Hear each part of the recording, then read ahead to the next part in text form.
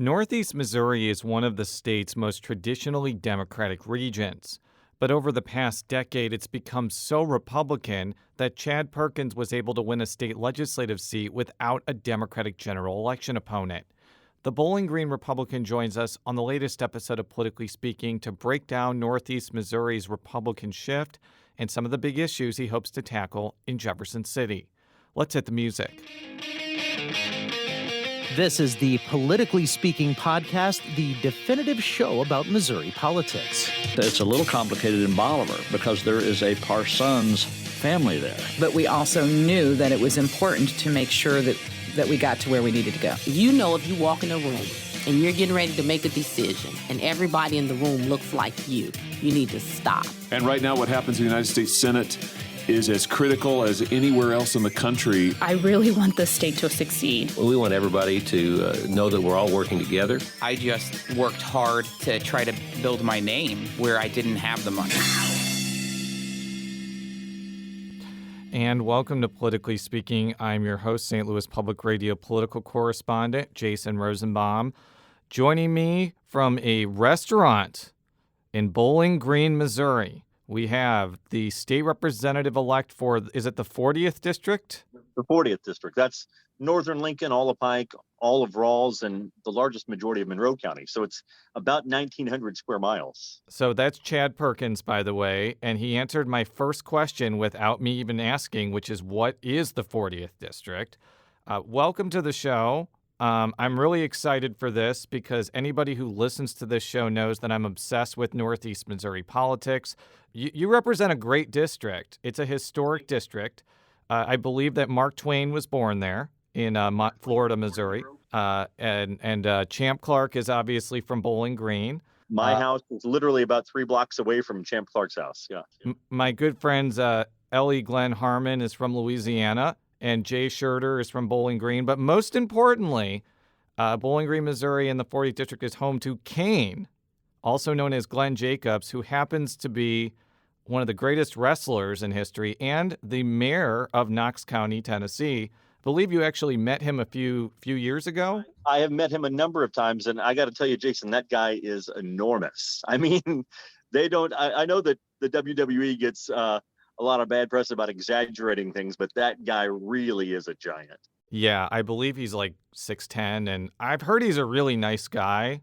I expect him to be a U.S. Senator for Tennessee in the next 10 to 20 years. But enough about Kane. This is not the first time you've run for office, as I'm sure you're going to explain. But for people that don't know much about you, who is Chad Perkins? Well, I'm a native to here in Bowling Green. Other than going away to school, this has always been my home. My family moved here 160 years ago. I've been mayor here in town, which is really my only experience really in politics, is having had been mayor, which was a positive thing. Bowling Green's kind of a growing town. The revenue is decent, and I've always said if you're governing when the money's coming in, you look like a genius. So being mayor in Bowling Green's a pretty easy job compared to so many others because you do have a pretty good revenue stream versus what it is you expend. So. And then worked in law enforcement for 20 years. I actually work in radio as well. I've worked in radio since I was 15. And it beats working for a living, doesn't it? I had a teacher one time in school tell me that no one's ever going to pay me to talk for a living. And I guess I proved her wrong. Why did you decide to run for this seat? I think it was a multi-candidate primary. 5-way primary. But you won pretty decisively. Like, I think did you get over 50% of the vote? 51% in a 5-way primary. So what do you think was it the fact that you're pretty well known in Pike County that you think was the big difference? Or was it just campaigning really hard? Like, how did you win so enormously? Well, let me tell you that I think that whenever you're running for office, that the biggest mistake someone can make is to say, well, I'm going to wake up one morning and say, I'm going to run for office. That's not how it works. I believe you got to lay that groundwork, and you don't lay that groundwork over the course of 6 months. You lay that groundwork over the course of 20 years. And if you lay that groundwork effectively and you're a part of things, people are smart. They catch on. They say, oh, well, that guy showed up when he started running for office, or that lady showed up when she started running for office, but I've never seen them before. That's a mistake, whether it's in St. Louis County or if it's up here in Northeast Missouri. People know when you're truly interested. They know when you're engaged. They know when you care about their issues because you've been doing it for years. And I think that I've been doing that for, since I was a teenager. So if this had been 2006, the 40th district, I think, would have been probably a +10 Democratic district because Pike County is historically Democratic. Monroe County is one of the most Democratic counties ever in the state's history. Ralls and Lincoln are as well. But you didn't even have a general election opponent. And the reason why I'm so interested in Northeast Missouri politics, part of it's a little bit of nostalgia. I covered Northeast Missouri politics when I was with the Columbia Tribune when I was 22, 23 years old. This has been the biggest instance in my political journalism career where I saw a Democratic area shift before my eyes to becoming a Republican stronghold. And I'm going to play a clip now from Gail Griffin Frolos, who I met while I was in Northeast Missouri, along with you and Justin Shepard in June 2017. She explained what it was like being a Republican when she was growing up. I remember going to church, and we were the only Republican family in our church. You kept your political beliefs to yourself, and going up here, going through school, being in church, we were known. It was known, oh, they're Republican, but you kept that to yourself unless you wanted an argument or something from other people. And I went to Southern Baptist College and realized other Republicans existed. And then I married a Navy man, and on a Navy base found other Republicans. But then even coming back here in the late 90s, moving back home in the early 2000s, it was still predominantly Democrat. So now flash forward to today. Donald Trump won places like Pike and Monroe County, 75% of the vote plus. And now I think it's the opposite. I think if you say that you're a Democrat in Northeast Missouri, people look at you funny. And I've asked you this before. What was why do you think this changed so much? What do you think was the big driver behind this shift? Let me tell you, starting off, when I was a kid, in my own household, we grew up Democrats. I remember my dad saying, that Republicans were for wealthy people. They didn't care about Democrats at all. Of course, now my dad calls me every day and he says that he's watching the news and he can't believe what Nancy Pelosi's doing, So he's changed very much. And of course, he was a Teamster for 30 years. So it was very much a union household. And Northeast Missouri is like that, isn't it? It's kind of a dichotomy in the aspect that it's staunchly pro-life, it's staunchly pro-Second Amendment, but it's also a union district. It's a blue-collar working class area. So, you can do both here. And you say that the district's changed, and it's changed the way it votes, but I don't think it's ever changed its values. I think Northeast Missouri's always been a conservative area. But we are also sort of, a Christian-based area of voting. Not to say that we're one-issue voters. We're not. We are overwhelmingly pro-life, and we're overwhelmingly pro, the United States' relationship with Israel, which, we're all going to be very happy with the president, the way he's done that. But we're also, pro-gun people. It's very much a sportsman area up here as far as outdoors and hunting, and we're the greatest whitetail hunting area in the world. And so, I think that guns and babies are big issues, but they're not the only issues. And economic development, those are issues that are important here. And we feel like the president has done very well with the economy. So I don't know that Northeast Missouri has changed its values. It has certainly changed the way it votes. So if you were to ask me, I would say that probably I think the Democratic Party has changed more than Northeast Missouri has. The days of Jimmy Carter or even a Bill Clinton seem to be kind of over. Oh, I want to touch on the economic development part of this because I've mentioned on other shows, one of the things that I've done throughout this pandemic is I've traveled to various state parks in rural Missouri, as well as some small towns that I'd never been to before. I went to Paris, Missouri for the first time. I went to Louisiana, Missouri for the first time. I went to Mexico, Missouri, which I've been to a few times. And it really was striking how different, the economic fortunes of rural Missouri is so disparate depending on where you are. And I was talking with State Representative Kip Kendrick, who's from Monroe City. And this part was not in the podcast he was just in because we had to cut it for time, but I thought it was really interesting asking him, what do you think needs to be done to, boost the economic fortunes of some places in Missouri? Here's what he had to say. It's going to be bringing our generation back to rural Missouri. And I think that there's part of me that was somewhat optimistic, and I'll remain optimistic about the pandemic, a silver lining of the pandemic, us working from home.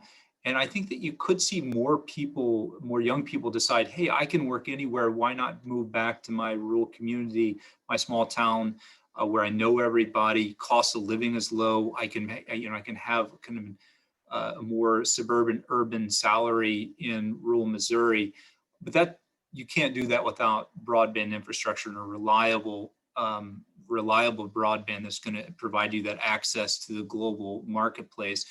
I think that's one of the areas that is most concerning to me right now. I know that there are federal programs out there. We've done what we can with limited revenue at the state level to try to build upon those federal efforts. I think we need to do more in Missouri to do that. So from hearing a lot of rural legislators, they talk about rural broadband all the time. And it sounds like a great idea, but it costs a lot of money.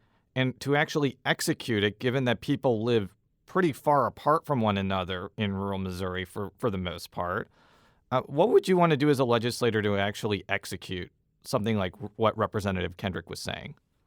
Part of this district of the 40th is the format for how it should be done, and that's in Ralls County. The Ralls County Electric Cooperative, back when President Obama talked about those shovel-ready jobs, and that there was money available for those back in 08, 09, 2010, they took advantage of that. They made them shovel-ready, and they laid fiber optic high-speed internet all throughout Ralls County, and then throughout parts of Pike and some of Monroe as well. But there is terrific internet access throughout Ralls County. We need to make that available throughout the state of Missouri as a whole. I think the way to do that, and that's, keep in mind, rural, and Kip is a Democrat and I'm a Republican, so rural broadband isn't a partisan issue. Maybe how you best deliver that might be somewhat. I'm a fan, obviously, of incentives for electric cooperatives or other utility companies. The internet's not exactly a utility. It certainly hasn't been ruled that, but to many of us, it is. If COVID taught us one thing, it's that we need to be able to work from home. We need to be able to go to the doctor from home. We need to be able to go to school from home. So it is a utility that's almost a necessity for the way we live our lives. And so I would like to see us incentivize, even to a greater extent, rural electric cooperatives to lay that fiber throughout the state so that high-speed internet is available for rural Missouri. The other thing I wanted to ask you about is COVID-19. How are people in your district responding to the virus? And what do you think of some of the calls, primarily from Democrats, to have like a universal mask mandate throughout the entire state of Missouri? Now, obviously, as you might imagine, I'm completely opposed to a mandate of any sort. Here in rural Missouri, we, to some extent, live our lives the way we always did. There is not, a hysteria. People are being cautious. There's some distancing. Some people wear masks, some don't. We believe in liberty here, obviously, and I think that whenever you mandate something, you give up some liberty. And as far as I don't know that there is a clause in the Constitution where we give up our liberties because of a pandemic. And so I think that much of rural Missouri is continuing to live their lives the way they always have. And, if you get COVID, if you've chosen not to wear a mask, it's your choice. And I understand you're going to say, well, your choice is now affecting me because, you're spreading this to different people. All right. I mean, there's certainly a difference of opinion on that. There's certainly just a difference of opinion on that. I think that if I'm around someone who is wearing a mask, I'm wearing my mask as well, in large part out of respect for their wishes. But most of us in rural Missouri kind of go without much of the time. Because another thing that we've been hearing in St. Louis is that a lot of, and I don't know if it's that people are driving all the way from Pike County to St. Louis because you may have your hospital infrastructure there. But I think one of the issues is that rural Missouri in general does not have the hospital infrastructure to deal with the people that are getting so sick from COVID they have to go to the hospital. Like, what are you hearing about that? And is there anything that can be done on a state level to increase the capacity of rural Missouri hospitals so it doesn't overload like St. Louis hospitals where the population is bigger, so we have more cases here? And keep in mind, I do think that we benefit here in rural Missouri by by living further apart from one another. There's kind of something healthy about not living on top of each other. And so if you're hearing that there are greater outbreaks here than there are elsewhere, I don't know that that's true. I've known people that have had it. I've known lots of people that have had it. But I don't know that there are greater outbreaks here. I think that our hospitals here are largely dealing with it fairly well. I do think that, maybe some increased funding somehow for our rural critical access hospitals are great. It certainly is a benefit to my district. But I think our hospitals here are dealing just fine. And in my opinion, they could always use more money. They could always use more help. They could always use additional things. But I think that, there are a group of very dedicated people who are managing to get through it. Back in March, there was so much we didn't know.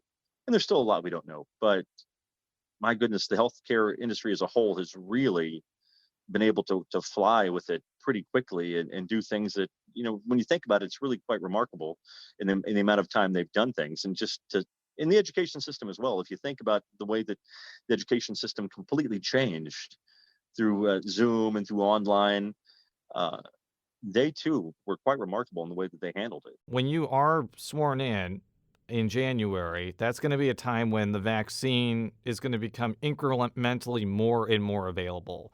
From what I've heard, we're recording this on Wednesday, December 9th.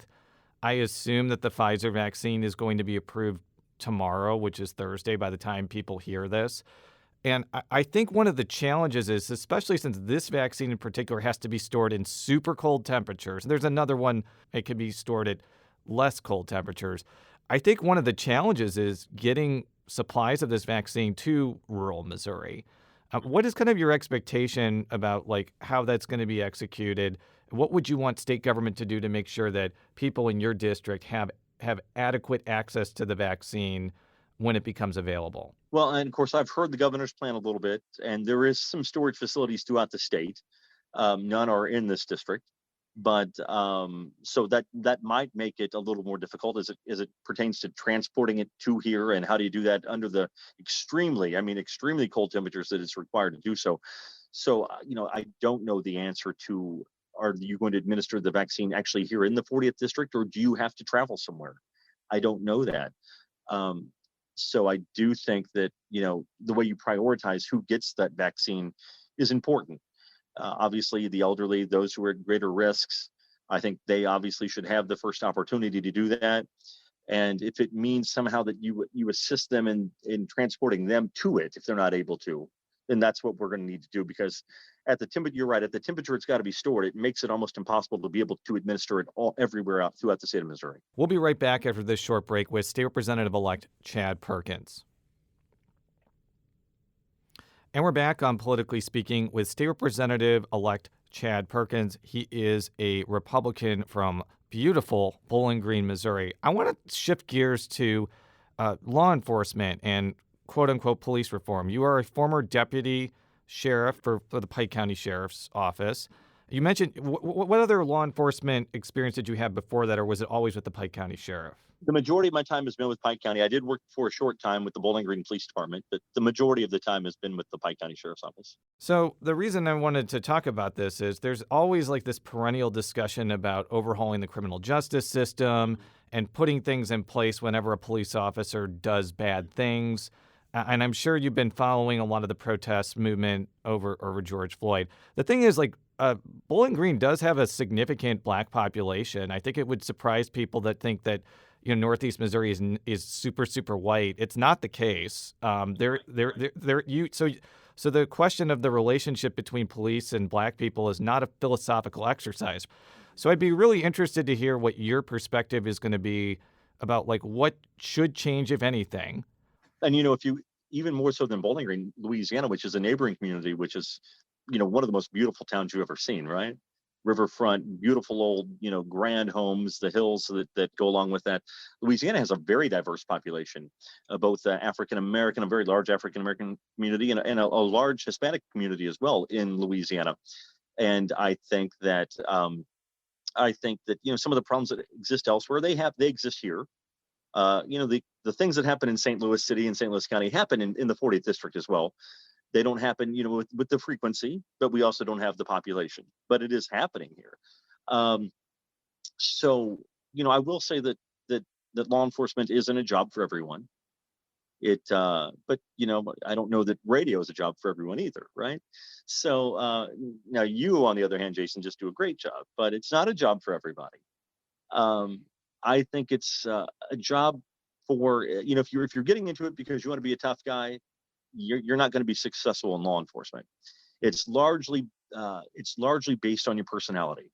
I've known a lot of folks over the years who might stop someone for speeding, right? And they give them a break, they give them a warning, and then the person they stop just hates that cop, and they got a break when they were doing wrong. On the other hand, there have been lots of times when I've personally arrested somebody, and maybe multiple times, and here we are years later, and they believe we're still good friends. So the way you do your job, the way you talk to people, the way you treat people makes all the difference in the world. And so I can't speak to each individual issue that goes on in every law enforcement complaint. I can't speak to that. I can't tell you who's right or who's wrong. And I do believe that probably every situation is different. You need to know the totality of those circumstances. But I do know from personal experience, the way that you, the police officer, the way that you, the law enforcement officer, addresses a situation, the way you talk to somebody, the way you treat somebody makes a lot of difference. This may seem like an insular point, but I do think it's worth maybe talking about like how police officers are regulated in Missouri. Like the state legislature doesn't oversee the actions of police officers. There's the post commission basically. Now And that's a part of the executive branch. As a part of the Missouri Department of Public Safety, the Missouri Police Officer Standards and Training is, and of course, much like any other form of government, the governor appoints the director of public safety. So there is some elected official oversight to it, and of course both the House and Senate have a public safety committee. So there is some influence. It's not necessarily direct from the legislature, but there's a working relationship and the ability to get some questions for people if they need to be. Some of the things that have been proposed over the years include like whenever there's a police officer that kills somebody, you bring in a prosecutor from outside the county to look at it. I think that proposal has become less popular over time. Like neither Kim Gardner nor Wesley Bell have really adopted that policy, even though it was in the Ferguson Commission report. There's also just general ideas about increasing like racial sensitivity training, which I think is probably already in place, I would assume. Yes. There's a lot of that in place. It's not a bad thing at all. A lot of it is very good. It's very good training to kind of understand where people come from and why they feel the way they feel. But if you grew up here in the 40th district, you grew up in a community going to school where it is multicultural, much more than a lot of people would expect. And the playing field is, maybe more even than it is in other areas. And that might help the fact that there's not a lot of those issues in this area. There are from time to time some, but not a lot. So, we talk about some of these law enforcement, criminal justice issues in a vacuum. I want to delve in a little bit more specificity. There have been state discussions about like how to change the state laws around what sheriffs can do and how they're paid, and which probably goes hand in hand with like how you get good people to be police officers. Like if you are a good upstanding person, but you're only going to be paid $28,000 a year to be a sheriff's deputy, well, you're probably going to go find another job that pays you $40,000 a year if you can. So talk a little bit about what you would want to do as a legislator to deal with the pay issues or any other things around sheriff's offices that you think the legislature should tackle. So the thing about earlier you were talking about prosecutors with Kim Gardner, Wesley Bell, I'm not a fan of bringing another prosecutor in to oversee an investigation unless that particular prosecutor locally is asked for that, because people get the prosecutor they voted for. And if you want a particular prosecutor, if your jurisdiction wants a particular prosecutor, and that's who you elected, that's who gets to make that decision. That's the way it works. Sheriffs are also elected, independently elected by the people of a given area. And that's the way it should be. But sheriffs are underpaid and their staffs are underpaid. So, I think I would probably support some state legislation that would require a minimum payment for law enforcement. And I would support that when it comes to education as well. I think that Police officers and teachers are both notoriously underpaid. I think another thing I read, and I don't know if you were involved with the Pike County Jail or jails in general, but I believe that like COVID has been a real problem in every level of jails. And I think that your soon-to-be predecessor, Jim Hansen, who was the state representative for the 40th District, I think he was in charge of the corrections committee. He was the vice chair of the corrections committee, yeah. Which makes sense because there is a state prison in Bowling Green. In fact, the Department of Corrections is probably one of the largest employers in this district. You have a prison in Bowling Green. You have one in Vandalia, which is literally just a stone's throw outside the district. The district goes almost all the way to Moberly, where there's another prison. So, you've got a lot of DOC employees in this district, and it certainly makes sense for someone from this district to be involved in corrections. Is that going to be a committee that you're going to want to be on? I have asked to be on that. I absolutely have asked to be on that committee. As well as public safety, because that is my background. What would you want to do to help prevent the spread of COVID in various jails and prisons? I understand that some of these people to the public, they may not be sympathetic for various reasons. They may be sympathetic based on their individual cases, but I think we would all agree that we don't really want large outbreaks of COVID-19 in these places just because we just don't. Like, these are still human beings, and I think that the state and the county and the cities are still entrusted to, make sure they're alive until their sentence is done. What would you want to do to reduce that? Because it's been a really big problem, not only here, but nationwide. It certainly is, it's an extraordinary time to be alive, one that you and I have never experienced, or even, anyone that's really alive today has experienced it. It's been since 1918 that you've had anything like this, and those that were alive then were very, very little, But so the answer is complicated. The answer, if anyone says, well, here's what we do, they don't know. Much of what we're doing is being done in theory at the moment, isn't it? And, jail populations and prison populations are down at the moment. And that is to some extent by design because of COVID. So the things that once put a person in jail isn't putting them in jail at the moment. And so jail populations are down dramatically all across, at least certainly my area, and I think probably across the country. And it's a part of it's because of what we're going through as a society with COVID-19, and I think it's probably the right answer at the moment to keep those populations fairly low. Jail is a place for violent offenders, jails and prisons, and if you're not violent, you're probably not going there at the moment, by and large. And I understand that. I do think there's probably a time when we get back to doing things the way we once did.